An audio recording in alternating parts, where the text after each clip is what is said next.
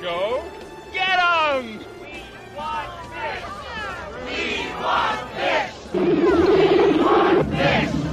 We want fish! We want fish! We want fish! We want fish! Welcome to The Good, the Bad, and the Sequel. This is the movie podcast where we're talking sequels, and we do it in two parts. The first, an interview with an actor, someone involved that made the film worth watching. And the second, a discussion of the sequel, what they got right, what they got wrong, and how it could have been better. Really hope you enjoyed last week's interview with, I don't even know what to name her first, singer, actress, activist, the amazing Carol Davis. We talked mannequin. We talked hot commie. If you haven't watched the interview or listened to the interview yet, go back, because I never thought in my life I hear the two words back to back, hot commie, but she has made a story that actually stemmed from this week's sequel, Piranha II The Spawning, our second James Cameron film of 2022. And it's the last film, sadly, of our underwater sea creature sequel month. It sounds really dry. I don't know if I can put that on a t-shirt, but I'm not going to say anything more before we jump into this movie. Fly into this. That's better, right? Fly into the sequel. I got to introduce you to my partner in the sequel watching journey, Jamie Riccardi. Jamie, how you doing? I think you know the answer to this before you even asked me. Great. Because I didn't think, we had watched Sharknado last time. Yep. And that was rough to watch. And I thought, you know what? It can't get worse. It can't, it can only go up from here. I was wrong. Really? 2 weeks now, 2 movies in this movie. It can always get worse. Okay, this movie, not much. Listen, Sharknado, I don't know if you've seen it. It's horrendous. I have to be honest with you. I think I enjoy Sharknado better than this movie. So, and I hated Sharknado. If you listen to that review, I must have said hated about 15 times in there. First of all, I need to say two things off the chest right now before we introduce our guest. One, I could barely see the movie. The movie was so dark, the entire movie, which might have been a good thing that I missed most of the movie because it was so dark. And two, is it really about piranhas or are they bats? Because I don't know, the movie itself just... Well, we'll get into the piranhas.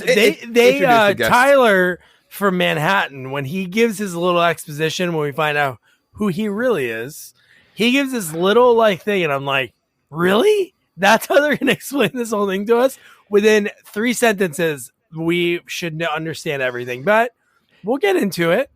I think this movie before you go, yeah. Did you like the movie? I enjoyed it. I think honestly, we'll get more into it, but visually, I know it was really dark, and I think it was just a YouTube version online because it's a movie that's hard to find. There's only special Blu-rays, but I wonder why, because no one's watching it.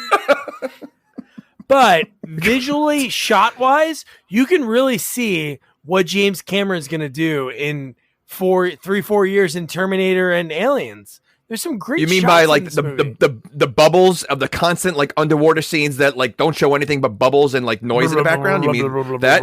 Yes. You know what? That after watching this movie, I was like, you know what? This guy is going to make a good movie like Terminator 2. Without a doubt, I can see him really advancing because I got news to you. I didn't even know this was James Cameron. I thought it was a low budget, no name guy. There's no way I would have thought James Cameron because this movie is horrible. He did, and Lance Hendrickson is in this movie. Does he comb his hair in this movie at all?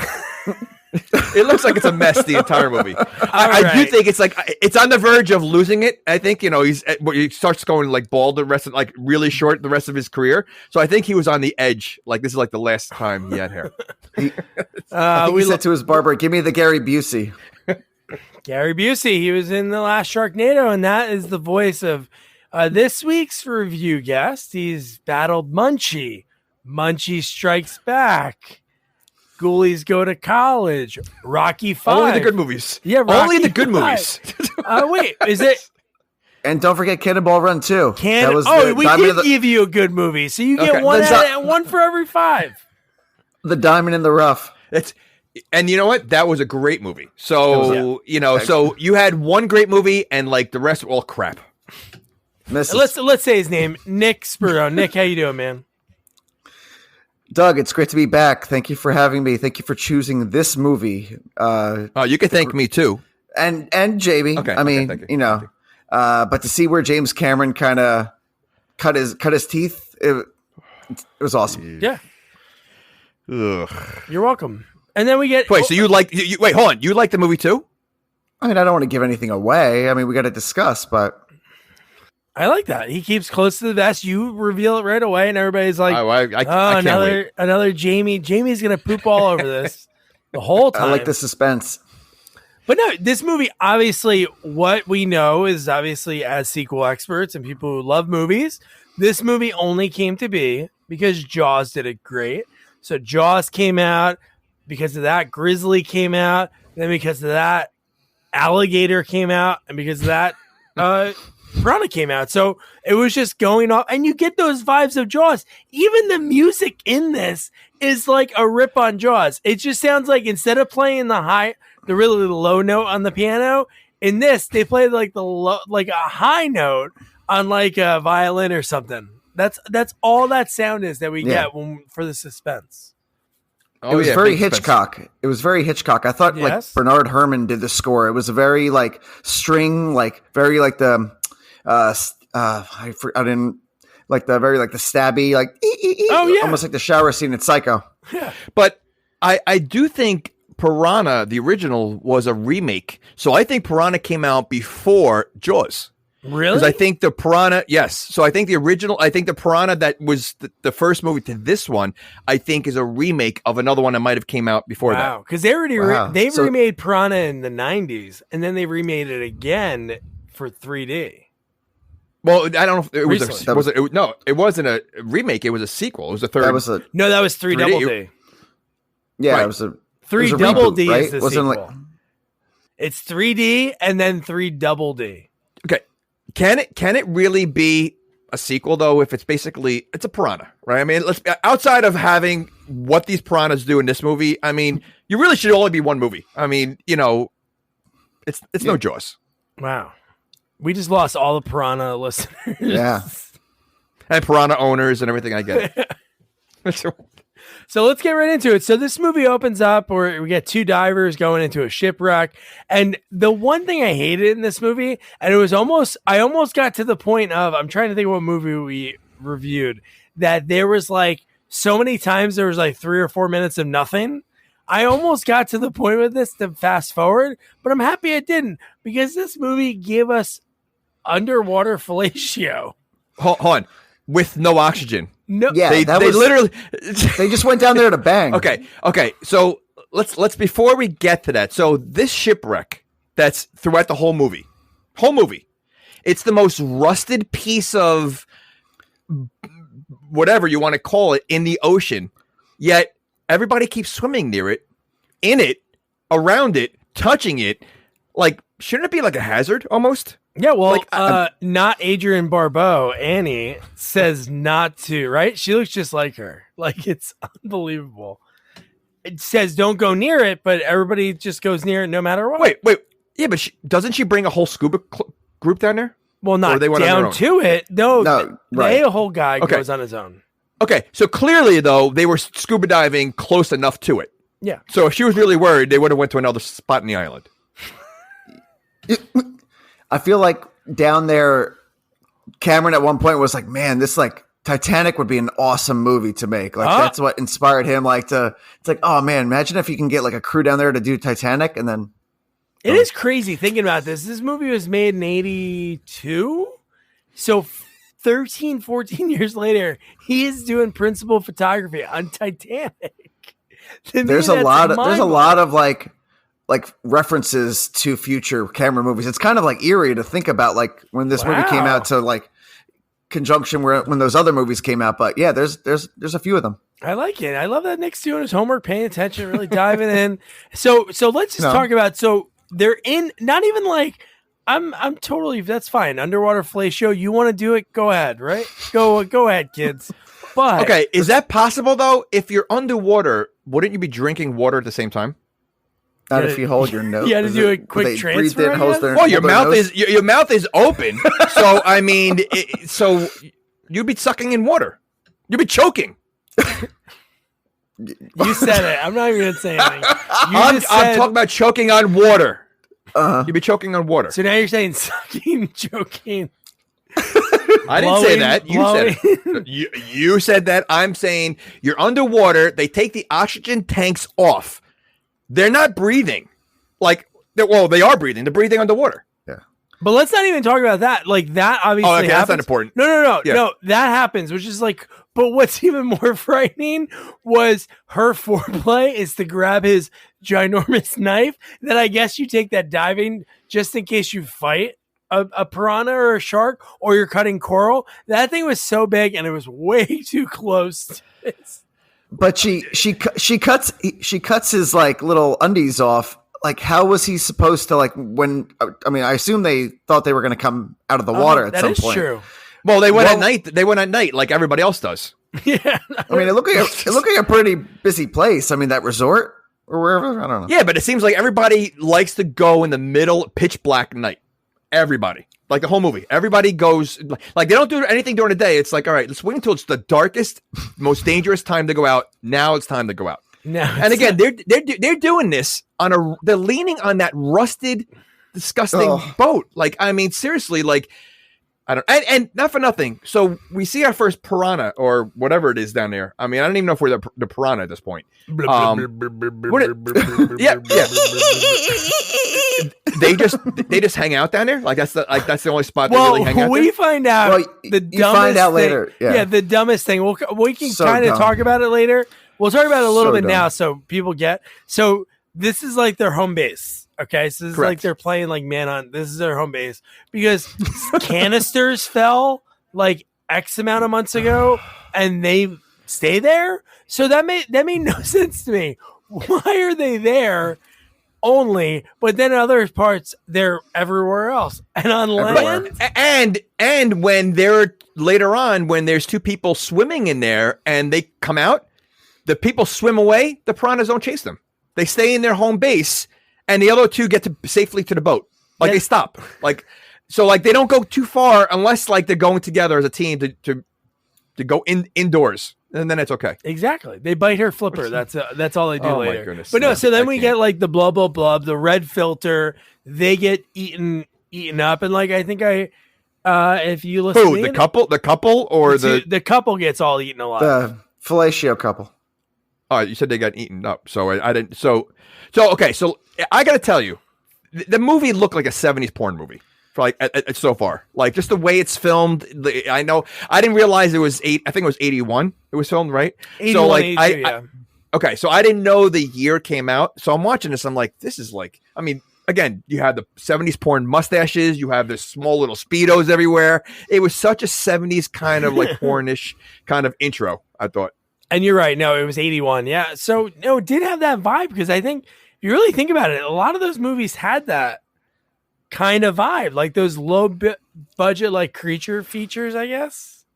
Well, you also had the one guy who's wearing like the tightest, something that you actually might see, a little something more you wanted to see. So, but yeah, it screamed like very like low budget Italian horror movie. And when I did my research, it kind of makes sense why it looks like that. Wait, why are you saying Italian? Because there were Italian like horror movies back in those days that had that same kind of vibe.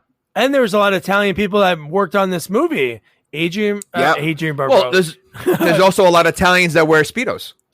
That's very Euro. Very Euro. Wait. So you watch a lot of Italian horror movies?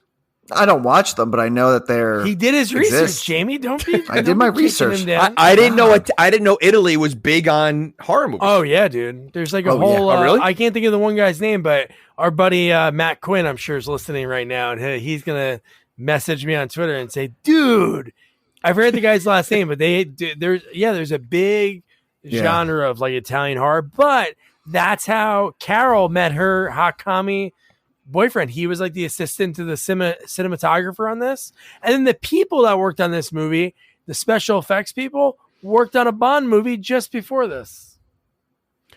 There were special effects in this movie? Yeah, blah, blah. Oh, what do you mean? We saw some, even though it didn't look good, we saw some. First of all, I don't think we saw one piranha.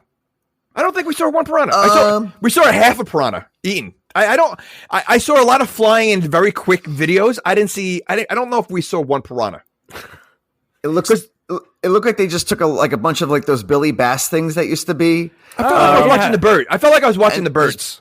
Wings. Yeah, it was like the way the bird. Hitchcock. It was like the way the birds used to attack in the movie. That's how this was. You don't really see the birds too much. You see a quick pecks here and there, but it's like you don't see and I feel like you didn't really see the piranha that much.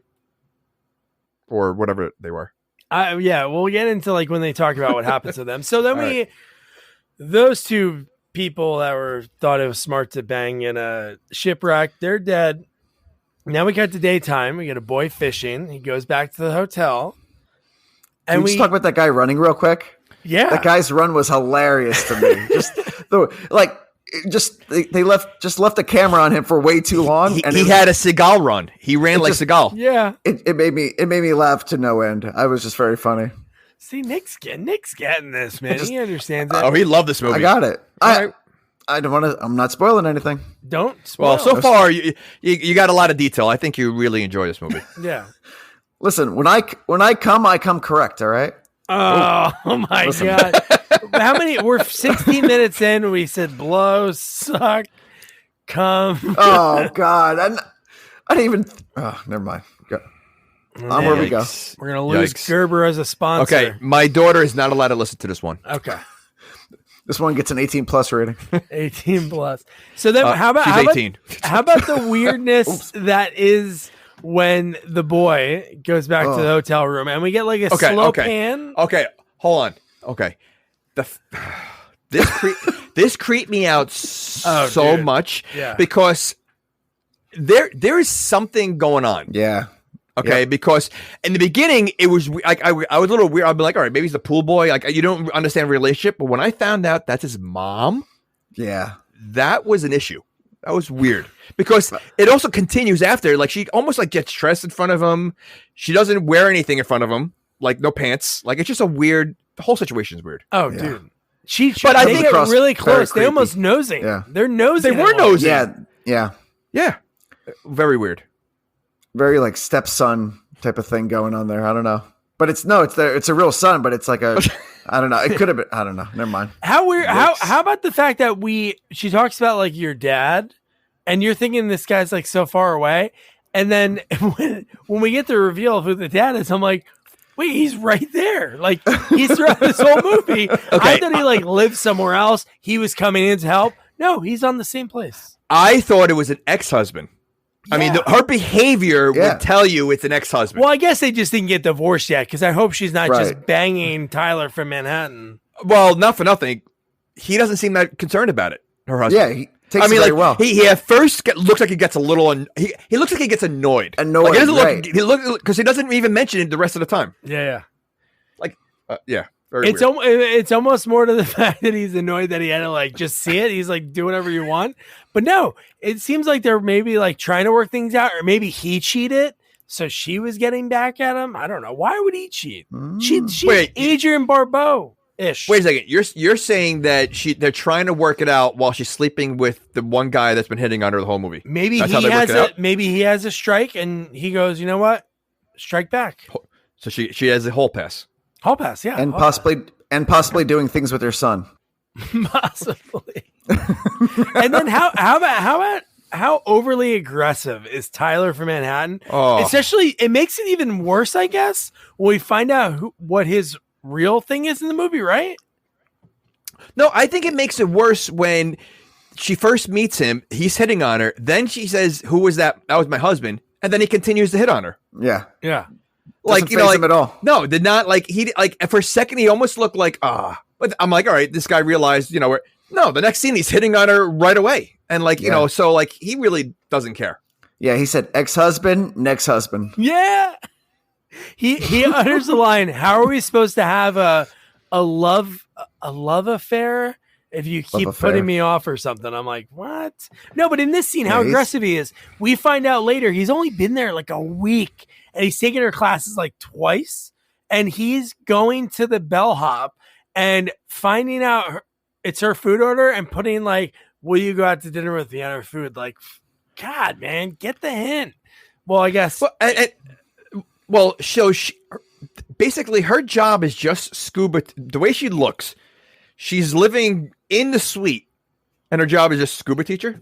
Scuba diving teacher. instructor, yeah. That's all. That's all she is. And Raul, aka the mayor from Jaws, right? He's awful. He's awful too. He's awful. He's So an awful bad. person. Yeah, Like the stuff that he says in this movie. Oh my God. And we've gotten that so many times when there's always bad adults in so many horror movies. You know, that's like and every movie obviously has like the antagonist, but his turn later when he says like this weird line, we'll get into it later, but yeah, Raul's something else.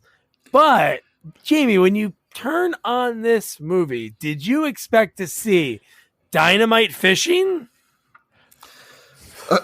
Okay. No, I did not expect to see that, but I also didn't expect him to throw dynamite at a cop. Who you mean like, not Mario Van Peebles?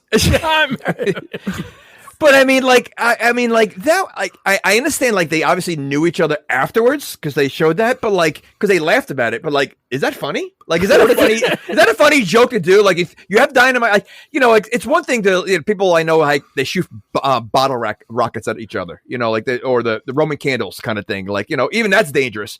This is dynamite. Yeah. What if he would have dropped it? Like that was like that should have been like it's in water though. So like, you know, in the boat. Oh, yeah, of like, course, if he dropped it in his boat. He just murdered him. He basically God. took a chance on murder. He's like, Right. all right, listen, I'm going to play a prank. He may die from it, but it'll be funny if he catches it, throws it Right in front of his son too. And where do you get dynamite? Like that was like old school dynamite. That guy was like excess dynamite. He called the Acme company dynamite because that's dynamite you have like when you like in the Old West. You know, when they're like trying to blow up the mine carts or all that kind of stuff, whatever, that's what the dynamite that was. It was like old school dynamite. Where did he get it from? Acme. Okay. They're on an island, first of all. So like, I'm not sure if they have Acme on the island. Catalog. Lance Hendrickson really stole it too. I did not know that they were that close when he goes, "You goddamn son of a bitch," or whatever he said. Like he sold that line. And then he's like, I'll be by later on tonight. No, Lance did great in this movie, and this is probably one of those movies that he did, and then afterwards, because up until Aliens, he was going to quit. Like, he was really going to quit acting, and then the connection with Cameron, he probably nailed his audition in front of the producers, and then from there, the guy's had a great career. When did Aliens come out? 86.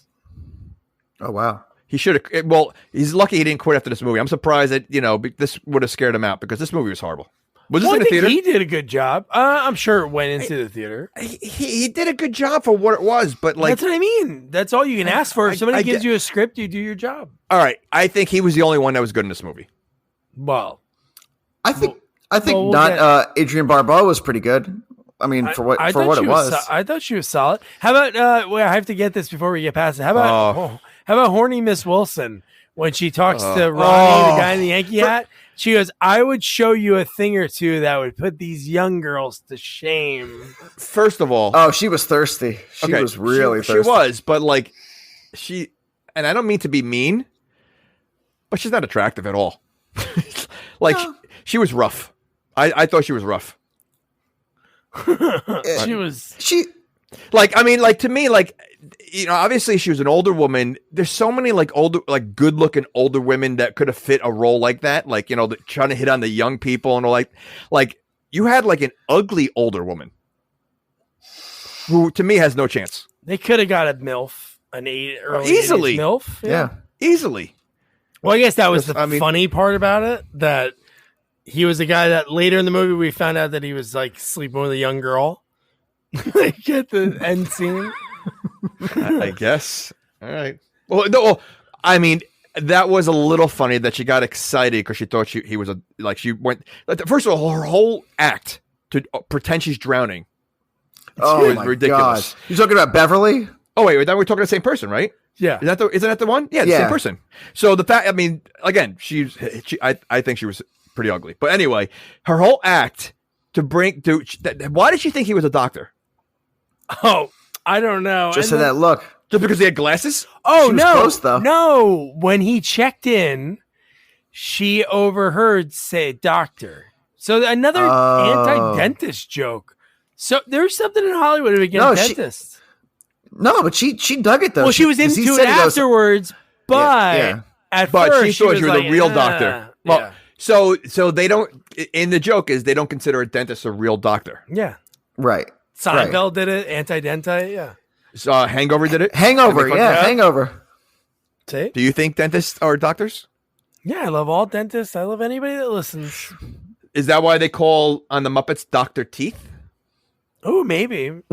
Yeah, it's a good shout. Henson's probably a good. Speaking of teeth, the chompers on Beverly. She was excited when she heard dentist. She's like, "Wow, I need some work." Yeah, free dental. Free dental. Oh my god! And then right away, like the son. Again, it's not like we had any like knowledge that he knows. Obviously, we find out later his dad's the captain. It's Captain Steve Lance Hendrickson. But that he goes to his mom, hey, you said we needed money, which they don't need money really because their suite is paid for. That's part of her pay. And then she gets pay on top of it.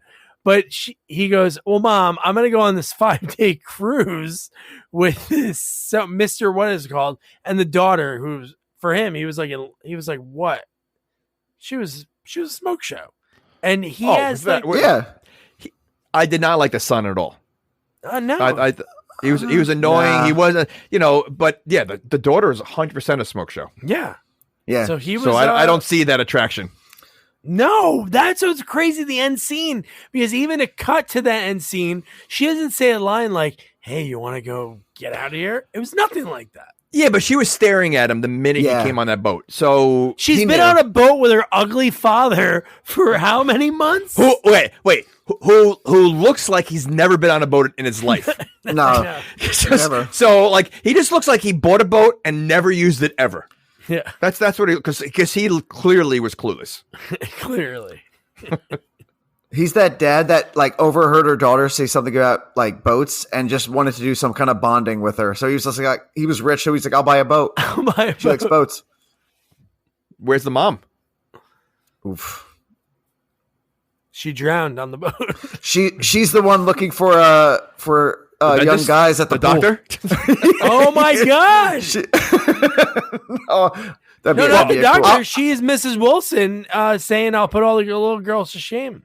I'm gonna that's what I'm gonna say no, because considering what the daughter looks like, and seeing what the father and then what Mrs. Wilson looks like, I'm gonna say no. Genetically, that's not possible. Yeah, correct. Oh my gosh! So then we get Raul, who is basically the mayor from Jaws 1 and Jaws 2, and he has some lines later in the movie that I wrote down. But his first line when he talks about when he's talking about the Grunion night, the running of the Grunions. The Grunion. And he goes, the reggae band is supposed to start at 8, which means they'll arrive at 9. This guy has scumbag written all over him. Total scumbag. From the moment he opens his mouth and comes on screen, it's like, yep. Doesn't it seem like this is the only hotel on the island? Like this island is so tiny that Annie only, which annoying, her name is written Anne. That's not Annie, right? It's Anne. It's Anne. Yeah, but in the movie she's Annie. But okay. I mean that bothers you more than the movie? Yeah. That was his biggest problem with the movie. That's my gripe. I feel like it doesn't even look like a resort though.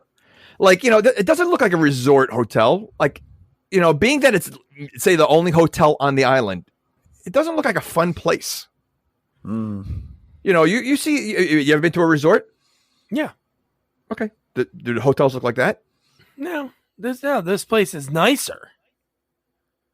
What you think this place is nicer than the resort you've been to? No. It looked like almost like it looked like not a Motel 6, but it looked like a chain hotel, and that just had like these activities that you could do. There was nothing else. Well, they only had two activities. It was using a boat at night, or scuba diving. There were no other activities. Or dynamite fishing too. Dynamite fishing. Well, I don't think he was at the resort. I just think he lived on the island. Like, what did he do? Like, he was just there to kill fish? Like, that was his... Well, he seemed a little MacGyver-ish later on in the movie. Well... Right? No, I agree with you. I'm just saying, it was very sad that they didn't give him anything at the end. Nothing. Nothing. Right. Nothing. Disappointing. No, I agree. I mean, there should have been... There was a big buildup to nothing. Yeah. Yeah. We'll get there. Right, Want to shop Walmart Black Friday deals first? Walmart Plus members get early access to our hottest deals. Join now and get 50% off a 1-year annual membership. Shop Black Friday deals first with Walmart Plus. See terms at walmartplus.com. So then we get Carol Davis, our lovely guest from last week, and she's trying to steal food from the kitchen. And she's flirting with the stuttering chef. Okay, first of all, one, she looked great. Oh, she looked great. She was amazing. She was, but still the amount of food. Okay, she's going there stealing food and liquor. It looks like, but only one bottle of wine and like tons of food for like a party. Yet it's only her and her friend. Well, they're gonna get stoned. Okay, but. She had like packages of hot dogs. She had she had so much food and one bottle of wine for two skinny women. Maybe they had more on the boat. They had nothing on the boat. They stocked up on alcohol. They forgot the food. Okay, there was plenty of alcohol left. Like if you're gonna go to a kitchen and steal stuff, wouldn't you steal more alcohol than food? Oh, of course, yeah. Right. Me personally, yeah, probably. Right. I think most people would. Listen, I think one package of hot dog would have been enough. She literally had like a grocery bag of like food that she was trying to steal. What do you think was in that bag? Did she have like cucumbers? I think lettuce, cucumbers. It literally was packed with food. She kept grabbing everything but one bottle of wine. But what did the guy do when she said we'll cruise around the bay for a while, maybe get a little stoned, and then to get him over? Did you ever make it with two girls? And he's like, I'll make the food. And then, well, I thought she was going to do something else. Like what? Like maybe show something. Oh, like that's what I thought would have because in all the 80s movies, that's usually what does it to like the geeky guys. Like you show them a boob and like they're all melons for melons. That'd be like a line from like Screwballs. That's probably in Screwballs. It sounds like it could be. Yeah. But yeah, so he's going to cook on the boat. And do they own the boat? I don't know what. I think they stole it, right? I don't know. Yeah, they might have stole it. Nice boat, and they seem like they're probably both like early 20s. Correct. So you think they know they even know how to drive a boat? Oh, no clue. No, yeah, they definitely no. Is it called driving a boat? I would think it's driving a Steering boat. I guess, right? You don't drive a plane. You fly a plane. No. Okay, so what do you do? What do you do with a boat? Sail a ship. Yeah, but if it's not a sailboat, swim a boat. If it's you're swimming. Okay, that's. I'm being serious. I don't know what it's called. I know. It's driving a boat, but it doesn't make sense. Is it driving a boat? People say that if it has a motor on it. Well, it's driving a boat is closer to driving a car than a plane. So I get flying a plane. So, but it has to be something with water. I would think. I don't know. Steering, you're just steering. So I think maybe you're boating. Let's go boating. Better.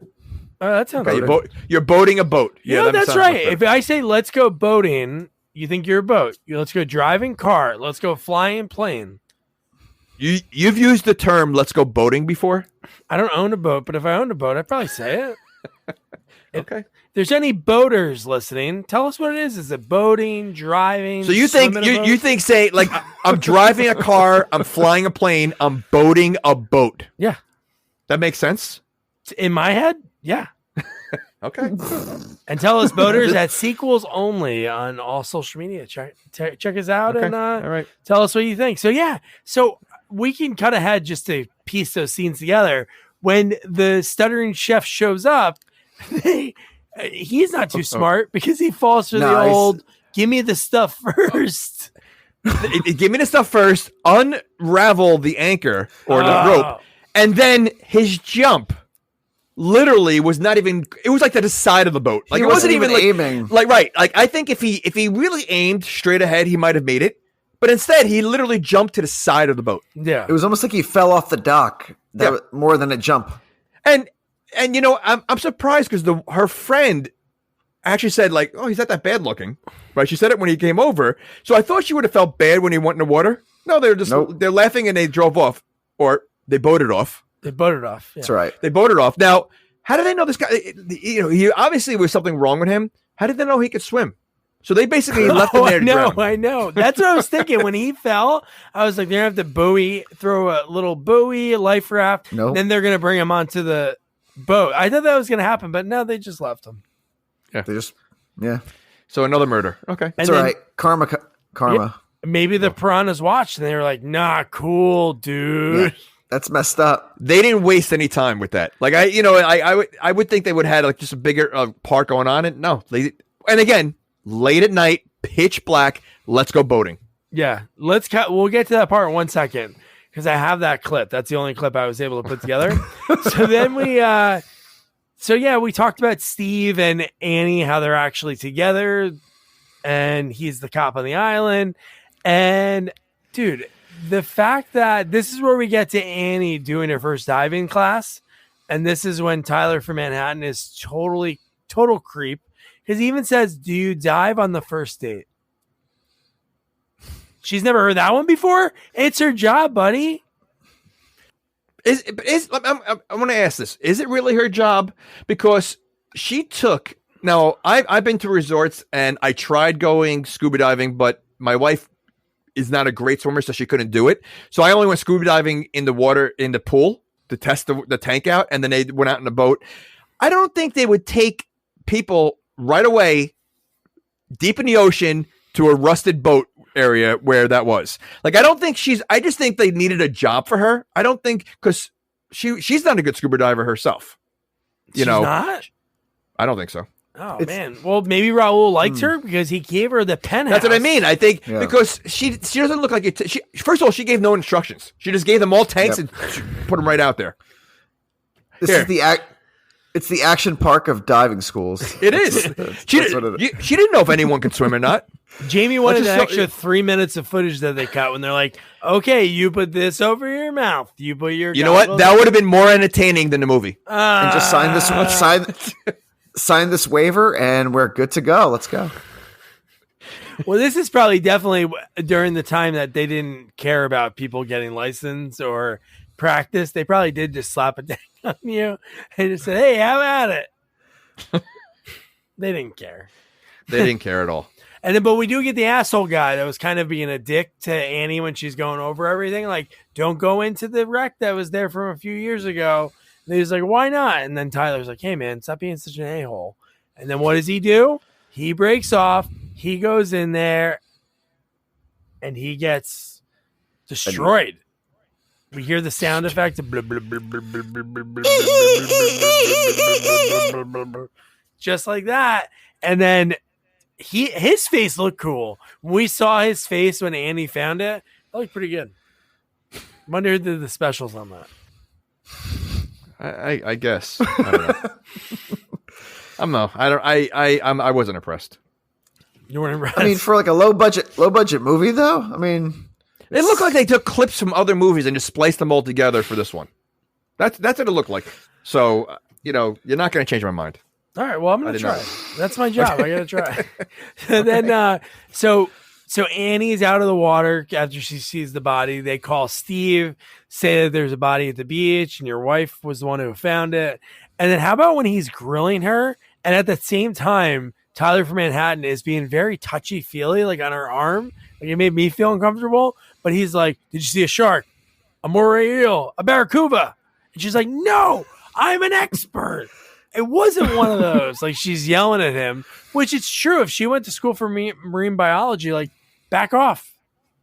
Oh, she would know, of course. Yeah. But she also, and this happens in every single movie, there's not a lot of remorse with deaths going on. There's a lot of death in this movie again, and people they act like nothing happened. They're forgotten very quickly. Yeah. Very, very. I mean, even she, you know, she comes across a little bit like I think she says like, listen, I just, you know, saw this thing, or, you know, I someone that was my fault that he died or something like that. So you see a little remorse, and then what happens the next scene with her? Just like, well, she goes to check it out at the morgue. Well, I mean, but she goes. It's sort of like a date. Like they kind of went on a date. Well, no, he's creeping. But she lets him. Yeah, okay, but he's clinging. But she accepts it. She could have kept saying no. Oh, well, she should not have to say no multiple times. He needs to just get like, hey. Okay, but she eventually said yes. Did she not? He was pressing hard. Getting somewhere. I'm just saying, like, so she. Listen, not for nothing. What did they do the next scene right after the morgue? Oh, I know. It was something.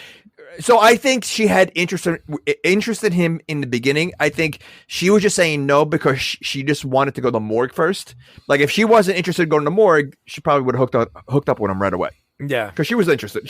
She liked the fact that he was like so interested in her, obsessed with her. Yeah.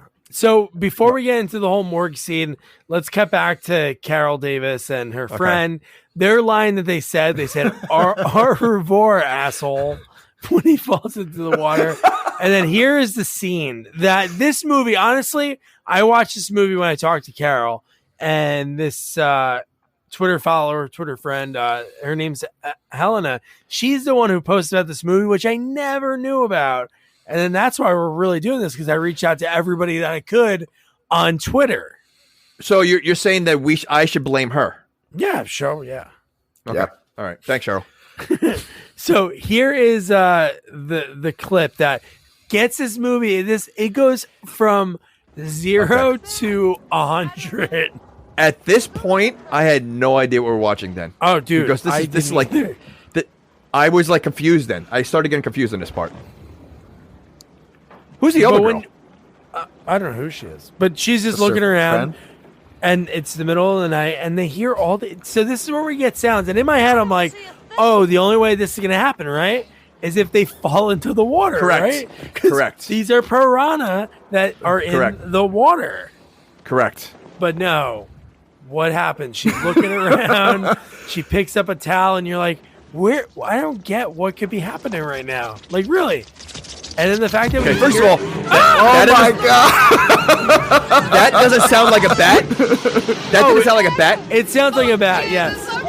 The fact that she has to hold it reminded me of Critters. When in Critters, they had to hold the critter on their thing during the scene. Okay, now she's getting mauled by probably a lot of piranha right now, and still hanging on. Right? She's still fighting this. Oh, okay. She dies with one piranha. Right? Like, look, she has one piranha. Jugular. The other one has about 50. It hit an artery. That's basically. The other one had it in the neck too. And look how long it took the other one to die. This one piranha, and she's out. Yeah, that one. Maybe she's allergic. Okay, that would make sense then. Okay. Yeah. Okay, so at this point, after seeing that, because I had no clue what this movie is. Well, I figured it was about piranhas, but then I'm thinking like, all right, what is going on? Because I wasn't sure they were piranha at this point. No, I agree. Like, is there like another creature in here that? Yeah. Well, I thought maybe like, all right, now we're gonna have like a battle of piranhas and something else going on. That's what I thought was going to happen. This movie was going to Kong versus Godzilla? Yeah. Like a Kong versus Godzilla, yeah. Bats versus piranha. Okay, now I'm in. They start, and then there's like a splicing, and then it's how the flying piranhas. Well, speaking of splicing, I think I saw that dark, like when the old movies, when you see like a little, like where they splice the movie, you can see it multiple times in this movie. Oh, totally. Because this is the director's cut. So I'm sure this is something that I'm guessing Cameron did at one point, or the other director that directed 25% of the movie. So. Gotcha. Okay. Yeah. Yeah. Apparently they didn't get along too well. The producer and and James Cameron. Well, Cameron wanted to use all the film possible. And back in the day, as we learned from our buddy Sam Furstenberg, film costs a lot of money. That's why all Canon films were under 90 minutes, because film anything above that when you had a cut It was a lot of money. What was the budget for this movie? Oh, I don't know what it was. It was so. From what I heard, it was 500,000. Who told you? Wait, are you hanging out in the same bathrooms as Jamie in Hollywood? My inside sources. Hold on. Wait a second. First of all, I don't hang around bathrooms. I don't know where you're hanging out, but it's not bathrooms. Maybe Nick might be, but I'm not.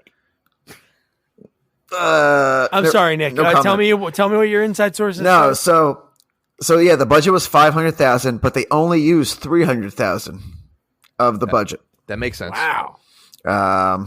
Don't know what happened to the other two, but that's a lot less. So much so that the cop uniform that Lance Hendrickson, he actually had to pay a waiter for his uniform, $75 to get his uniform, and he put his little badges on it and stuff. That's a waiter's outfit. That's Nick, pretty cool. You rock, man. I got some. This is why Nick is our bad movie expert. Yeah. I'm the research guy. I'm good at research. Movies, he'd be frozen right now. His Hollywood insider wouldn't even answer the phone. Nope. He'd be like, "No, I'm not meeting you in the dark alleyway. I only talk bad movies." All right. Variety doesnthen pay me enough. Nick, going forward, no more good movies for you. Wait, no more good movies. So then only student films. So we kind of alluded to this before, like with Tyler from Manhattan, like creeping on Annie when she's going to break into the morgue, which is a real morgue. Carol told me they used a real morgue. They had no budget, legit morgue. She said they used to get really high in it. In between, were there real dead people in there? Like, I mean, like when they were like that. I don't think anybody lived on this island, but maybe there's a dead person. Wait a second. So there's a morgue on the island? Yeah. I mean, if there's a small island with a resort, you really think they're gonna have a morgue? It's a shed. When it's the action park of resorts, you need a morgue. I mean, the fact that they have a worker, a cleaning lady there. Was she a cleaning lady? Well, she was I don't know. I think she was a nurse. For who? The dead people? Yeah. Because she was hanging around the morgue. So what is she? Why do you have a nurse at the morgue? Well, I don't know if she was a nurse. Maybe she was why'd she have a morgue attendant. Oh yeah, she had a stick or something. Yeah, it was like one of those like fish bunkers that you used, like they used to hit the fish. But wait, so she yeah. I mean, I thought she was a nurse, but then I was thinking like, why is she hanging around the morgue? Well, it's the morgue hospital breakfast nook. She's on night duty. If I ever get sick, don't ever bring me to the hospital that's right next to the morgue. I would not. I have a feeling that I may not make it out. How about her explanation when she's pissed at Annie? She obviously knows Annie from being on the island. Because Annie's in there taking the photos because she wants to do her own research, which I'm sure the coroner has some kind of like research, and like he knows a little bit about like fish attacks. But her line when she goes, "I let another man in here last week and he said he was family." Then I walk in and it's goddamn Halloween. I'm like, what were they doing? Well, how soon did you think she was going to get killed? As soon as you met her? Dude. Well, again, I did not think she was going to die because why? Because she's on dry land. She's far from the water. Why would us as viewers think she would die? Well, okay. So I thought she was going to die.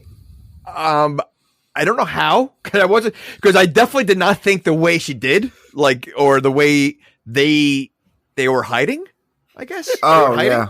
Was that like again another? I mean, from what? Aliens? Yeah. But like, okay, so we need to talk about this, right? Is this the next scene? Yeah. Well, you forgot about the one important thing: the credit card they used to get into the morgue, and Tyler goes, "Never leave home without it." The same Jason Lives line, but this came before, right? Yeah. Yeah, that was an American Express slogan, right? Yeah. Okay. Yes, but that comes back later on. So these piranha things, they're hiding and waiting for their chance to come out. Yes. Let me explain. Let me just give like the little thing that Tyler from Manhattan. So big reveal. We'll talk about it now. Tyler from Manhattan is not just there on vacation from Manhattan. He's there because he worked on like an underground secret program that took Piranha, which Annie talks about it in the next scene before they have sex. Which she talks about, they did it during Vietnam and they put him in the rivers to kill people. So he was like sort of involved in a newer version of that plan. But God damn, this is a crazy movie. But no, he says we spliced them. So they spliced Piranha with Grunion, which can fly. They have like wings. What's a Grunion? I've never heard of a Grunion before. Grunion's, wait, what movie is that in? There's a movie, a pretty popular movie that I'm sure you've seen. That was the thing at the end of the movie. They go see the Grunions like go on the beach. I don't know. Movie. It's not American Pie. Grunion. It sounds like it would be like in like Dark Crystal or something, or like or whatever. What are the Labyrinth or something? Yeah, something like that. Like I don't know what a Grunion is. Like, is that a real animal? Not even that. Those two lines, but then the third part that he adds in, he goes, "We also gave them the ability to live on land for a little bit." Like what?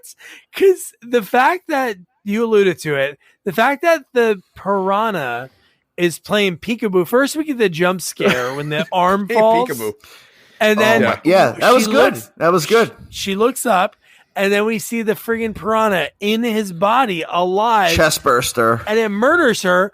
But no, that isn't the craziest part. Yes, you're reading something. Yes. So I looked up Grunion. Yep. The Grunion looks like a fish. It looks like an eel. So that makes no sense. It has no wings. Well, you're not gonna be able to see. No, it has no wings at all. So it looks like a fish, like an eel fish. That's what it looks like. So it's a real thing. But if they're telling you that they spliced it with a piranha, so they spliced two fish together, which creates a flying fish, and it has wings now. Right, that creates a flying fish. Okay, that makes sense. Like, why didn't they say we spliced like the bat or something? Right. With they the should have said that, yeah. Then I'm in. No, it's then do a Grunion. Well, no, it makes more sense. At least I'm in for making the sense. I mean, because they used as Grunion, much as it could make sense. No one knows what a Grunion is, so right there, they're already using something that no one knows except for the Grunion experts. They're the only ones that know, and anyone else doesn't know. It just didn't make sense. So that's what they did. It doesn't make sense. So can you guys be honest? Why would they? Why would they want it? Okay, so they're making it so they could also go on land. Are they thinking they're going to be able to train this thing? I guess they're hoping that however they get it to wherever, maybe it could be a killing machine. But I have to mention this now. Both of you guys, what did you think after you saw the piranha inside the cadaver of the dead body kill her? What did you think? What would happen next? If I give you 100 guesses, would you have thought what would happen next? No, because I'm still in shock that I saw a piranha playing peekaboo inside a cadaver. So I wasn't even like thinking like, all right, I was not even thinking what was next. No, I had no idea. It was almost like he was like, scatter, and he flies out the window. So let's discuss this now, because so we're led to believe that this piranha was hiding inside a cadaver. First of all, how did he get in there? Oh, he was somehow hiding in the body. Nobody checked the body. Okay, no one checked that. And the fact that like he waited for the right moment for other people to leave. So that he actually, or he or she, I don't know if it was a female piranha, that he basically waited and said, all right, the lights are off. They left. There's only one person here. I can handle this. Like the scheming of the piranha was ridiculous. It waited until it knew there was only one person in the room. And it already had a plan to escape. Yeah. Like, I'm going to do this. And then, so now you're telling me how far is that morgue from the water?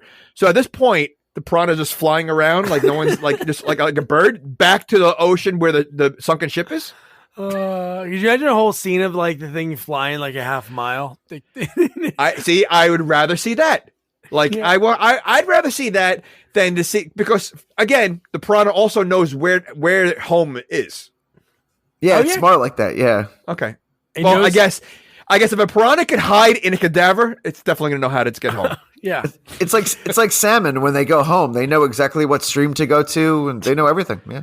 Well, they are part grunion, so I guess grunions know how to do. Yeah. But the fact that I would love like to piggyback on what Jamie said was like, what if we saw the beginning scene, like when the body's on the sheet on the beach? What if you saw the thing like sneak in, like climb up and like hide in the body, nestle in, see that I think that would be funny. Like the piranha is like somehow was on like the cart that got in there, and then all of a sudden he hears the nurse coming, and he's like, you see him like going back and forth, like where am I going to hide? And he quickly dives into the cadaver as his hiding spot. You know what? I think we have an idea. I think we've never seen this before. We've seen Scary Movie, we've seen Not Another Teen Movie, we've seen Disaster Movie, all these Hot Shots, Loaded Weapon, but no all these creature. Like parodies. Yeah, no creature one. Wouldn't it be great to have one that is like all of those creature movies, like Anaconda, Lake Placid, like Jaws, all of them spoofed? Because that would have been a perfect spoof. Well, it's almost like it is a spoof. The fact that it flies out of the window to cover its ass and somehow like sets up Annie as the murderer. Because Lance thinks that, Steve thinks that for a second, and then he just leaves. Like he just bounces. He goes right in an elevator. It's shot as a comedy, but no one told the actors that it's shot for a comedy. Yeah. Like they're like, this is going to be funny as hell, but we're telling them it's like a dramatic, like animal disaster movie. Yeah. But do you think the piranha, like it was a plan from the beginning? Like, do you think when they're in that under the sunken ship, do you think they were like, all right, listen, after we kill this guy, we're gonna send someone, our main guy into, inland into the morgue and make sure, and we're gonna frame Annie for it. Tony, hop in that guy's body. And you're gonna be the one that jumps out. They drew straws, and Tony drew the short straw. Are you saying Tony because you said it's an Italian horror movie? So yeah. Okay, all right. Hey Tony, get over here. So then we get Annie is looking at the photos, talking to Tyler doesn't even reveal himself yet, but the line she goes, "I want you to sleep here tonight," and her line to him was, "We don't have to make love or anything." And again, they just saw a dead body, and their first thought is like, "Let's go make horny, let's man. go make sex." Wait, hold on. He didn't say that. What he said. No, that's what she said to him, and he goes, "That's the furthest thing from my mind." No. She goes, "Can you stay? We wouldn't make love." Oh, wouldn't make love. Oh, wouldn't. And then 2 seconds later, they're making out. Oh yeah, like it really, like she didn't waste any time. Like all right, it's not like she said, like, we wouldn't make love. You sleep on the couch, I sleep here. Just stay, keep me comfort. No, we wouldn't make love. Now get over here and let's start making out. Yeah. And then it was very slow piano music playing. And then what do you do from that? Let's cut to the abandoned boat where Carol Davis and her friend are dead. And then as soon as Steve's looking at the bodies there, what happens? He gets a phone call about there's a dead body at the morgue. And then Annie, we see when she's done having sex, she's smoking a cigarette and she's looking over the pictures again to try to figure all this out. And isn't this when her husband comes by, or no? He walks by, like does like a quick peek in, and then like does like a double check and comes back. And he yells at her, right? Or he later on, but it doesn't say anything about the cheating at all. No, that she left a credit card with the blood on it at the morgue. Right. He was more annoyed about that than he was about the cheating. Yeah, like you left her credit card. What if someone got a hold of this and charged a bunch of things to your account? And let's not she followed him outside wearing just a shirt. Right. And with she no was like, pants on. She was just out of bed with no clothes on. So she's like, you want to talk? Let's talk. And it's like, okay, you just screwed this guy. And I love that Tyler had this look when he walked in and he was like holding her and he gave this look like, sorry, pal. She's mine now. But let's not forget also with something we missed, that while they were looking at the pictures, Tyler's making a sandwich and eating. They were looking at the most grotesque pictures possible, and Tyler just takes it upon himself, and they were in, I guess, her office, right? Where were they? Yeah. Or her room. In her room, suite. in her suite, yeah. Room. And he just decides to make a sandwich and eat while they're looking at this grotesque pictures. That's like all those movies, though. Like when they're eating in the morgue and they put like the donut on the guy. Always. And it's like, always. wait, what? Always. Yeah, that's gross. Yeah. Gross people work at more. Yeah, gross things happen around. So I love that, Steve. I love when we're watching these sequels and we're talking about them, and somebody in the movie says a line that we're thinking. It makes us, I don't know, feel like, oh my God, they get us. But Steve says a line to her when I think Annie posits, oh, it must have been a piranha that did this. And he goes, fish can't kill on dry land. And it's like, why would anybody think that's possible? She never saw it fly. She has no knowledge of these things flying at all. Yeah. At this point, she hasn't seen anything fly yet. No. Wait, so who are they discussing that died? They're talking about the nurse? Yeah, right. Yeah, he found the nurse. Okay. Yeah, right. Okay.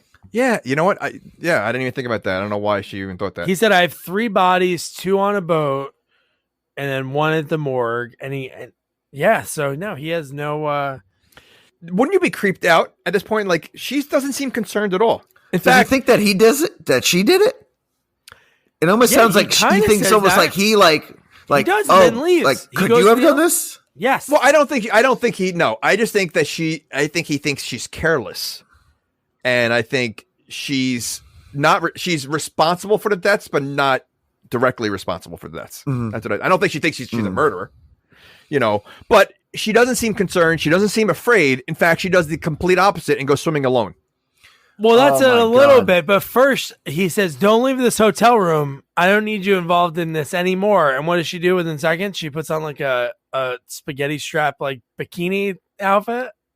So no. And then Annie, this is when she goes to the Raul, the sort of jaws the mayor, and she goes, "We have to shut it down." And he says, "No, we're booked solid, and people love the dives. You're really jamming a red hot poker in my ass." That was such a bizarre line for the conversation they're having. Like, that really didn't fit. Like, what is okay? So let's break it down for a second. So based on she wants to stop, going swimming. He wants to keep it going. What does a red poker up your ass have anything to do with that at all? It's nothing. Really, it's a tough situation, I guess. Well, yeah, but I can say, like, all right, you have my hands tied. Okay, it's a little different. But like shoving a red poker up my ass, if that was possible, and they really did that, would that have anything to do with still letting people You could still work. You still have hands. Work. You could still dive. Right. Yeah. So that was a weird statement he said. Yeah, like it didn't fit. Totally bizarre. And then from there, he goes, "Well, if you don't do it, I don't even think he goes. He doesn't even do an in between. He goes from this to you're fired. You're fired. Yeah. He didn't waste any time. Yeah. So okay. So she wants to stop the scuba excursions. He fires her. Who's going to lead then at this point? Didn't he basically just stop the scuba exactly at that point? Yeah. So she won in a way. She lost. She did. And somehow she's still able to scuba. She's still able to sneak all the equipment. She's able to hang out on the premises later. Like, wouldn't they be like, get this she's fired, get her out of here. And have access to a harpoon. Walkie-talkie, whatever she needs. She's still gets. She's a scuba. Like, do you think all scuba instructors have access to a harpoon gun and know how to use it? On that island, probably, yeah. And if you really think it's piranha, do you think harpoons are really going to work? You have they're pretty small piranha, right? Yeah. They're not like huge fish. I'm not sure that your accuracy and speed on shooting a harpoon is going to nail a piranha. Right. No. And she saw the damage that these things have done. Why would you swim? Why would you go right to that spot where they're all staying? Like, it didn't make any sense. How did she know they came from the rusted boat? Did Tyler say something to her about when they? She just put it together. Oh yeah, he didn't reveal himself yet, right? I think she put it together because the body was there. He did reveal himself because they made love before. No, he reveals himself not yet. On the boat he does. As the audience. Okay. He's on the phone. Remember, he's having a weird phone call. She's like, "Why do you know so much?" That's right. Okay. He's like, "I am." He tells her, and he goes, "I'm a biochemist, and there are 4 canisters of piranha eggs 3 were found, and 1 was in the shipwreck. So where are the other 3? They made it safely to where they made it safely back into the lab. Okay, all right.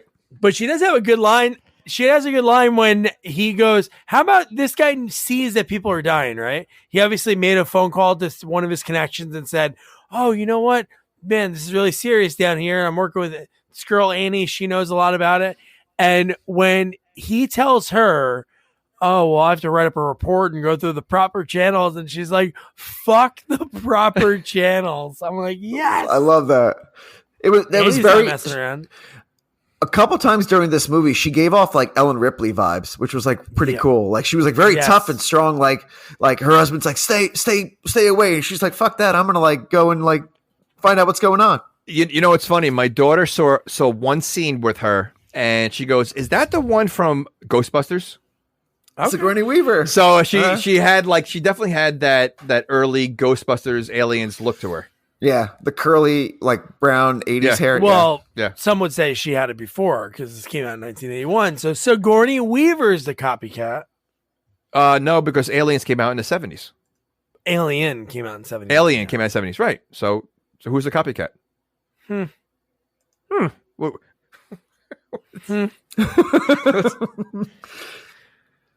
Okay. Cool fun fact. Fun fact I just found. You ready? So Annie, Cameron takes care of his people. She played woman in the Titanic. He let her have a role in the movie. He's like, listen, you were in a great movie of mine with a shipwreck. Guess what? Wait a second. We're doing it again. She played woman in Titanic. There's like 1,000 women in Titanic. Well, she just played woman. She's the one that fell off the boat. Yeah, that's really taking care. Oh, wait a second. That's really taking care of her. There's a crowd on a boat, and she plays one of the many women that are on there. I'm going to hook you up with listen, we worked together when I first started. I'm going to give you a nice role in my movie. I mean, she could have played any side part. I don't think that's really taking care of her by saying woman. Just bringing her back. That's like, fine, throw on there. She's probably not even on the boat. There was probably just, a name they put out there. She was one of the ones waving from the docks. Yeah, behind like 10 other people. So you can't even see her. You see her hand. Her hand's probably in there. That's it. So then we get the dynamite fisherman back in the movie. Steve goes to check with him, and he tells him, hey, I wanted to show you this. The fish that he was catching in the nets had bites out of him, and his nets were getting eaten. So he was trying to tell him something crazy is going on. Yeah, but is that really crazy? Is a net being eaten by a fish? I mean, it could be a shark, could be anything. Like, I don't think that's really a concern. Maybe it's never happened before. Here's a question I have to have. If I catch a fish and I let it die, man, it's so vicious the way we eat animals, but I catch a fish, I let it die, and then I cook it and eat it, fine. If I blow up a fish and it dies from the impact of the explosion, do you think it tastes better or worse? Well, it might be a little smoky. Yeah. But my question is, if you're using dynamite to catch fish, wouldn't you be blowing up the fish also? I think so. So I think you're only going to get chunks and pieces of fish. I don't think you're going to get a full fish. Yeah. Yeah. It just doesn't seem like a logical way to go fishing. No, it's so stupid. Oh, I think this is like the last time that Annie really has like an interaction with Raul, but he has some other funny lines. 2 lines he says to her, you must be breathing in musky air from the tanks. And then he says, you're really cutting my nuts off. So poke her up my ass and nuts off, cutting the nuts off. This guy has a way with words. He does have a way with words. He's got a thing. And then, but Steve at least has her back at this point when they're having that meeting, because we didn't see it. They didn't show it to us as the audience, but when he was meeting with Dynamite Fisherman, he got wings. So he had wings in like a Ziploc bag to show the mayor, because she said, Tyler told me they spliced them with this so they could fly. And then he had it in the Ziploc bag to show. And he put him in his place. He was like, listen here, you piece of... He almost says like piece of shit or something. Yeah, but he still didn't care. He doesn't care at all. Raul runs the island. And then Gabby got in that nice line too. At the end, just like that quick little bitch. At the end. Yeah. Who's Gabby? Gabby is the dynamite fisherman. That's his name. Okay. I told you, I did my research. Wait, he had a name? I didn't even know he had a name. I didn't know Gabby. he had a name either. How about his son, man? What a way to go. Yeah, another peekaboo. That was a peekaboo. That was a good one because he stuck his hand, he dropped his watch in the water, and you think like, oh shit, they're gonna get him when he goes in the water. Yep. Sticks his hand in, and it's like he's like digging around. I'm like, I'm waiting for any moment where him to be like, ah, and finds it, pulls it out. He's like, whew, found it. Yeah, and then he moves his sweatshirt, and it's waiting for him. So stupid. But do you think the piranha maybe is misunderstood? Like, because they seem to play a lot of like hide and seek. Maybe they don't know their own strength, and they don't realize that they're really because they are hiding constantly. Yeah, they are. They think they're like love taps. Like that's what they do. So well, think about it. Like, why do they have to hide when they easily could have just eaten him from the water? They could have jumped out of the water and eaten him. Why do they have to hide under the just to make it more dramatic? They're like a challenge. Fun. Yeah. Yeah. Okay. Well, is it really a challenge if you're hiding you're a piranha hiding underneath a sweatshirt? I think at that point, if you're a piranha, if you're around a piranha that can hide under a sweatshirt, I don't think there's any challenge at all. I don't think you're making it. I don't know. It's harder than just eating them in the water. I guess. I know they do a pretty good job. I think no matter what, they have an easy job because they can fly and eat, they can hide and eat, and they can swim and eat. Yeah. No matter where you go, they're going to find you. Yeah. So ridiculous. They're going to find you no matter what. And then we get Steve. Okay, so Steve cares about his son, right? I think so. I would say if we ranked the craziest parts of this movie, what happens later with Steve is pretty crazy with the helicopter. But he takes the helicopter. He seems to me there's only two cops, but he's the only one that to me that really does much. Wait, who's the other cop? There's another guy later in the movie that's on the beach. Oh, that you're Andy's right. talking to. You're right. Okay. So he takes the only helicopter just to care about his son. Whose helicopter is that? Oh, Raul's probably. Okay. He really doesn't care about the helicopter at all. Oh, no. He cares about his son. That's all he cares about. But but don't you think he could have done it like a different way where maybe the helicopter could have made it and he could have jumped? That first of all, you're on an island. Wouldn't you have a helicopter like in Jaws that can land on the water? Dude, let's talk about this right now. The fact that when he saw his son, which the son was like, I guess he slept with that girl because when we see the shot at night. Oh, yeah. When he talks to her dad is really funny, too.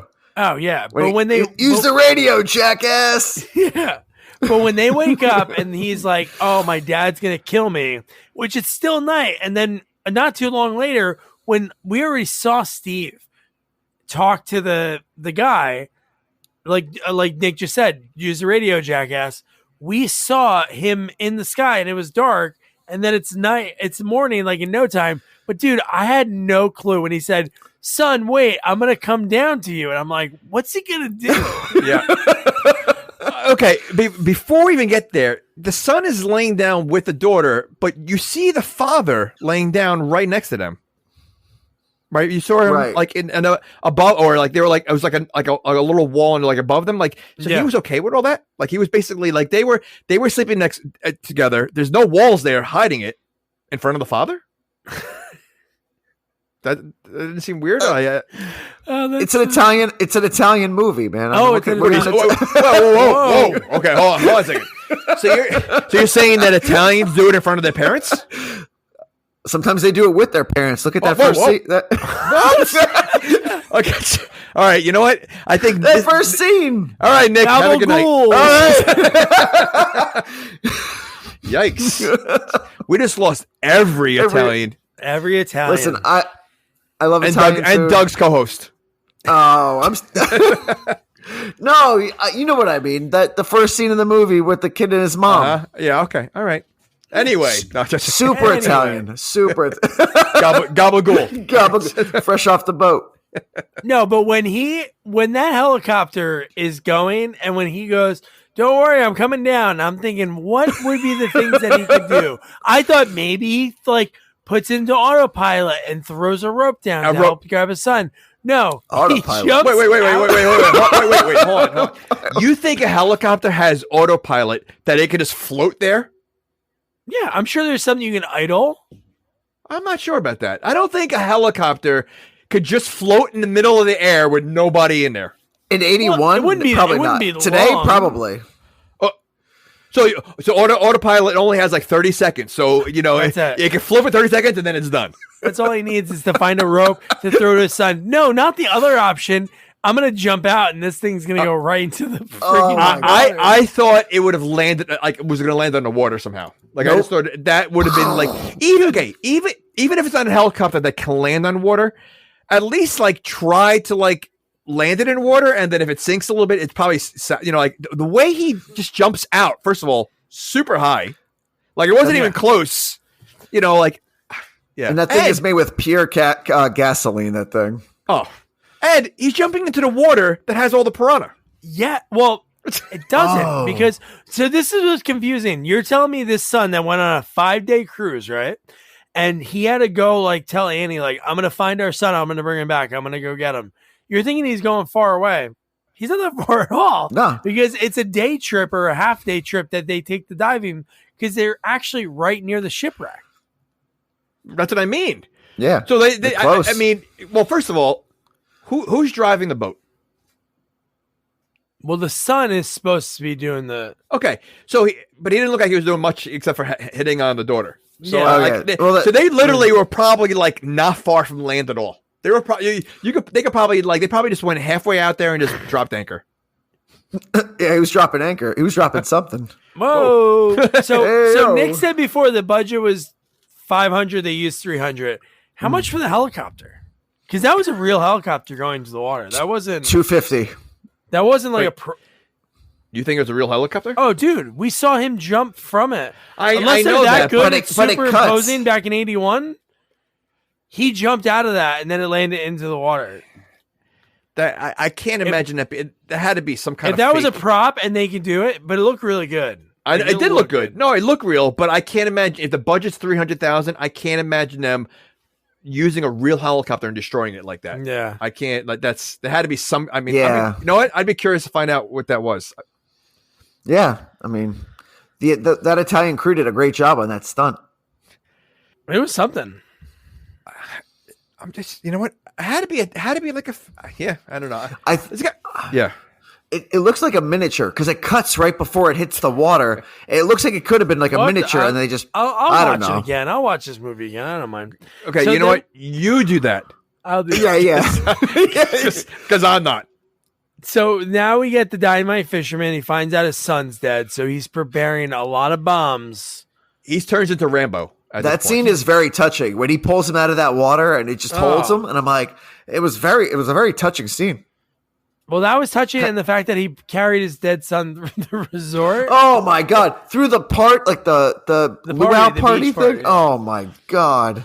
And no one seemed to really be concerned. Nobody at all. Like really, I mean, like they were just chanting, "We want the fish. We want." Okay. So, what was going on with that party? I mean, I know we're not really there yet, but like they're close. It became like a cult. Like it was a cult. Almost. Like the way they were chanting and like I was kind of confused. Like what was going on? Yeah, the way they were going towards the beach too, like the water. How about the old guy cheating because he was so old? He was my like, God. I'm going to run to the beach first. Carol told me a funny story. The director, he was a Greek director, and he had a very thick accent, and he was telling all the Jamaican extras, you have to say, we wanted the fish. And because of his thick accent, that's what they chanted because they were like, oh, we're just here to repeat this guy. So that's why it sounds like that for like the background. You hear the people go, we wanted the fish. Yeah, but all the resort people were saying it. Oh, yeah, no, everybody was, yeah. Yeah, so like what they were just calling for dinner? Yeah, I don't know. Like, when we're done with this, I'm going to look it up. There is a movie that has a whole thing that's about running with the grunion. I don't know what movie almost it looking is. like it's like a comedy. It's almost looking like they wanted it like the sacrifice or something. Like it was like that's how they were. Like, that's what they were acting like. It became very weird. That whole like party part. Like it was almost like a cult thing that was going on. They turned into like a pitchfork mob at one point. Well, they get destroyed. Oh my God. Obliterated. I love everything about that. The way they're flying basically on like a stick, probably, right? And somebody's holding it. Or a string, yeah. Like a cat toy. And you just see all these people just getting. The only one that was really funny to me was there was a guy that actually got, like, all the other people were getting bit, which kind of made sense. Like, oh, they get bit on the neck, jugular, they're dead. There was a guy that got impaled in the stomach. And that one was so funny to me. Wait, but you know what? You bring up a good question. They always seem to go for the neck. Yeah. They're smart. They do their research. That's how you get rid of humans. They go straight for that artery. That's ridiculous. Like, I mean, they should have gone for like an eyeball. You see an eyeball hanging out or something, like the neck every single time. A couple of the bodies did have like missing eyeballs. They did? Yeah, a couple of them. In the aftermath, when you see them, there was like at least one person with like their eyes out. Sorry. Their eyes were out. I noticed it. I wasn't paying that much attention to this movie. At this point, I'm like, all right, how much longer? I was. I'm not kidding you. It took me about 4 sittings. I had to pause it. My daughter's like, Dad, you're never going to finish the movie if you keep pausing it. I go, I know. I got to do it. No, so the Dynamite Fisherman, like, one thing that was interesting when he's putting the bombs together, he sets the timer for 6:30.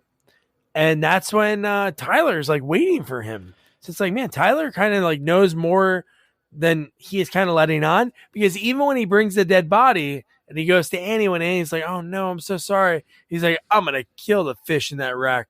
So he has like all these bombs. And like you said, oh man, Rambo moment. He's out there after all the people run away and most people die and they finally get inside the hotel.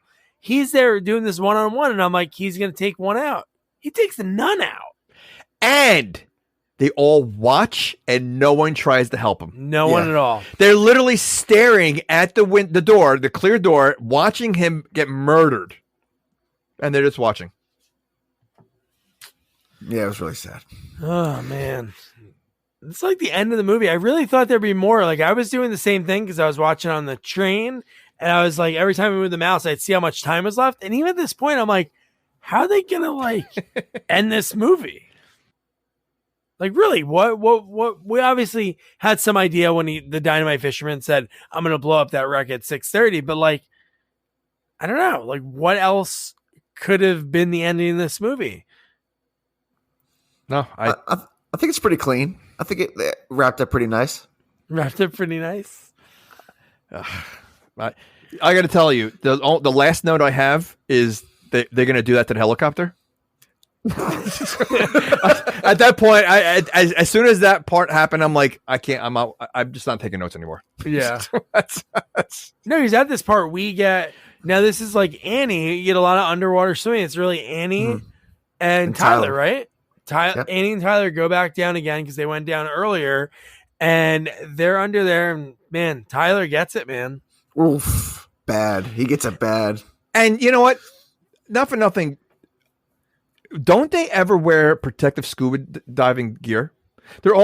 Every single person that scuba dived in that area is all wearing bikinis, and male bikinis and female bikinis.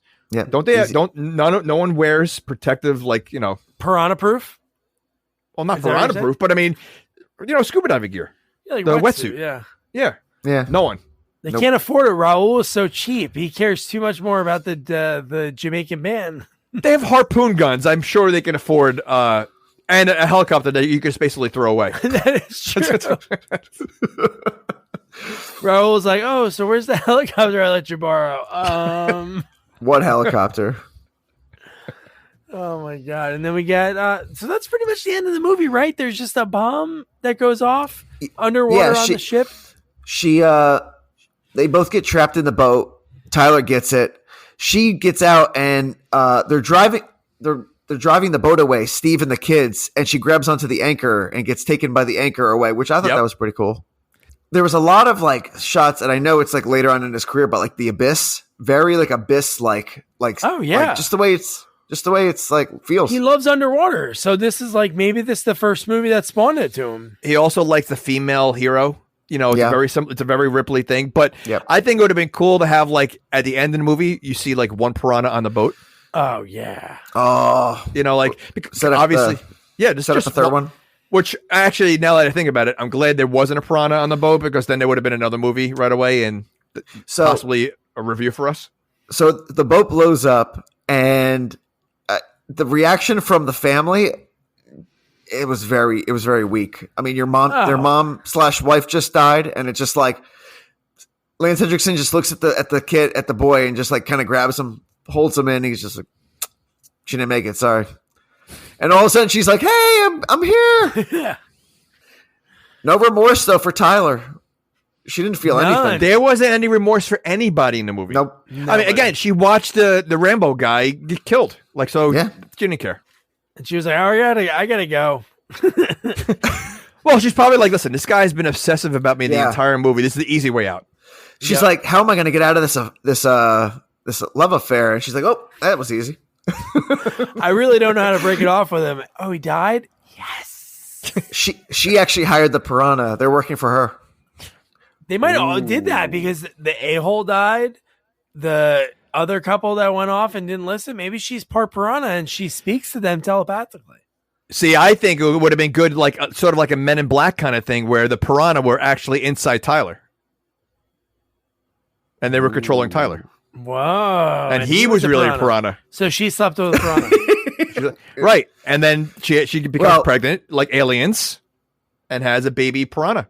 And the doctor says, "Wow, this smells fishy." Ooh, maybe that's foreshadowing in the beginning of the movie when the son tries to get his mom to kiss the fish. Yeah. See, maybe that was her son. Oh my god! All right, so that was Piranha II The Spawning. We'll go to our guest first. Nick, would you recommend somebody to watch this movie that's free on YouTube? You know what? I would. Yeah. I mean, just for the sheer fact to see where Cameron got his start. He doesn't like to acknowledge that this is his first movie. Wow, shocker. Yeah. It's definitely a hard watch. Like Jamie said, he had to pause the movie a few times. I might have had to pause it once or twice kind of myself to kind of, because it's very dark. The quality is not good. It's like, I don't know, VHS, but like a VHS that's been in a fire. I would watch it though. I would just, like I said, do your research, find out the backstory of it, and then go from there. Because if you know the backstory before you go in, it's actually a pretty interesting watch. Nice. I think if anything, you're better off just watching some kind of behind the scenes or backstory of the movie and not the movie itself. Because I think the movie is, I know it was dark, and maybe it was just because it was the quality on YouTube. I mean, first of all, most movies that are free on YouTube, there's a reason why they're free. Munchie and Munchie Strikes Back are on YouTube. Right, exactly my point. So, I just feel that the movie's rough to watch. Even if it was better lighting, it might have made it worse. So it was a rough. Honestly, it took me 2 days and 5 watches to finish the movie. So fun fact though, there is 2 versions on YouTube. Yeah, because that's 10 minutes longer because the producer of the movie would go in after Cameron would edit the movie and re-edit his edits. He added more nudity into the movie and made it more of like a campy, Okay. There's too many watches. There's too many options to watch. We didn't watch that version? That was so Cameron actually went back and like made his own version of the movie. Like of the because the guy was like a control freak apparently, the producer, and only hired Cameron because they needed an American director on the movie, and they wouldn't want the distributor didn't want an Italian name on the movie. You know what? Now that you said that, this movie broke the 80s rule. Well, no, there's in the beginning. There's underwater nudity in the beginning. Oh yeah, right. All there's right, boobies. All right. But apparently the other one is All right, no, never mind. To answer your question, no, absolutely do not watch it. It's a waste of time. So Nick, yay. Jamie, nay. So for me, I would just say whenever it comes to movies, like if a movie is like overly bad, I very rarely say not to watch a movie. But for me, this movie has some things that you'll never see. You'll never see a fish playing peekaboo in a dead body in the morgue. And things you shouldn't see. So listen, if you want to waste an hour and a half of your time watching a horrendous, don't do it. That's what I'm saying. Do it. This movie got a 6% on Rotten Tomatoes, but wow, I can't believe it got that much. I find it more entertaining than like Catwoman that got a 9 though. Oh, let's not get crazy. I mean, I would watch again, and I'm always going to go back to Son of the Mask without a doubt over this movie. Mirror, Mirror 3. Oof. All right, that's a tough one. Okay. Wow. Nick, thank you for joining us. And next. Thank you, guys. It's been a pleasure. No problem, man. Anytime. And so, Doug, you're going to tell me it can only go up from here, right? Because we go from Sharknado to Piranha 2. So I'm assuming we're going to have like a fantastic sequel, like a great movie that everybody loves. It's not going to be cheesy or campy. It's going to be a great top 10 sequel of all time. Well, I can tell you it might be in the top 10 of Friday the 13th movies. Yeah. So if you're a listener, I me and my wife were expecting a boy next month. I don't know exactly when. Woo! So I wanted to sort of time it. I don't know if the timing is going to be perfect, but Friday the 13th, A New Beginning. When I interviewed Pam Roberts, who Jamie got for me to talk to, man, what a great person to talk to, because not only just because she's in a horror movie that tried to do something different, almost like Halloween 3, obviously with part 5, don't want to spoil it, but there's like a different thing to it. It's more of a whodunit. And man, Melanie Kinnaman was great to talk to about it. And we talked about like how she, got started in Hollywood, like her coming with her mom to do, she was a dancer. So she went to New York with her mom and she was doing things off Broadway. And then she does the audition for this and she got it right away. And then she talked about how the problems during the filming of this, really just working with the director who used to do like adult films of the 70s. And then how she was supposed to be involved with part 6, but that kind of fell out when John Shepard didn't want to reprise his role as Tommy Jarvis. But no, it was fun talking about not even just her career, but just the reception of this movie and what she had to deal with going to Comic-Cons for the first time and these horror conventions. The people were mad at her for a movie franchise just trying something different. Everybody has to try. You don't know. And if this movie was never made, guess what? We never get Zombie Jason, which is like my favorite Jason. So, I don't remember this movie at all. So wait, this is number 3? 5. 3? 5. So 5. Okay. So, and it's free on Pluto, so you can watch it. It's been free on Pluto for a while. Oh, wait. Another free movie? Oh. But this movie has the most kills, I believe the most boobs, and some pretty good actors that when you see them, you're like, I've seen them before. And some fun stories behind it. So don't forget to review, rate, share our podcast. Follow us on all social media at Sequels Only. And don't forget to check out our website, sequelsonly.com. Good night. Good night. Good night. Good night, guys.